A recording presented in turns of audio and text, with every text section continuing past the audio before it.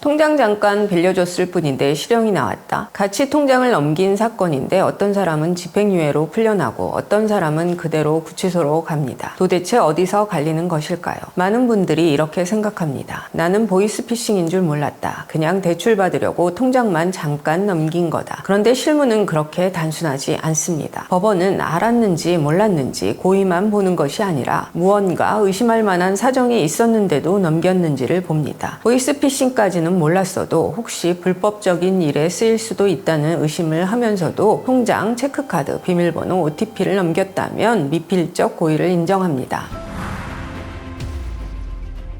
안녕하십니까. 법무법인 동인의 대변인 원지혜 변호사입니다. 통장 양도 사건은 보통 두 갈래로 갑니다. 첫째, 통장, 체크카드, 비밀번호, OTP 같은 접근 매체를 넘긴 행위 자체가 전자금융거래법 위반입니다. 둘째, 그 통장이 실제 보이스피싱, 메신저 피싱, 로맨스 스캠, 불법 도박 사이트 입출금, 투자 사기 자금 세탁에 사용되었다면 사기 방조까지도 문제될 수 있습니다. 본인이 직접 피해자에게 전화를 걸지 않았더라도 범행에 필요한 계좌라는 핵심 수단을 제공했기 때문입니다. 이제 핵심입니다. 실형과 집행유예는 어디서 갈릴까요? 첫째, 인식 가능성입니다. 대출 심사용으로 통장이 필요하다. 거래 실적을 만들어주겠다. 체크카드만 보내면 한도가 나온다. 이런 말 자체가 정상적인 금융거래와 맞지 않습니다. 특히 신용등급이 낮거나 대출이 막힌 상황에서 통장만 보내면 대출이 된다는 제안을 받았다면 법원은 그 자체를 의심스러운 정황으로 봅니다. 둘째, 받은 대가와 제공한 물건입니다. 무상으로 한 번 넘긴 사건과 통장 한 개당 수십만 원의 대가를 받고 넘긴 사건은 다릅니다. 통장뿐 아니라 체크카드, 비밀번호,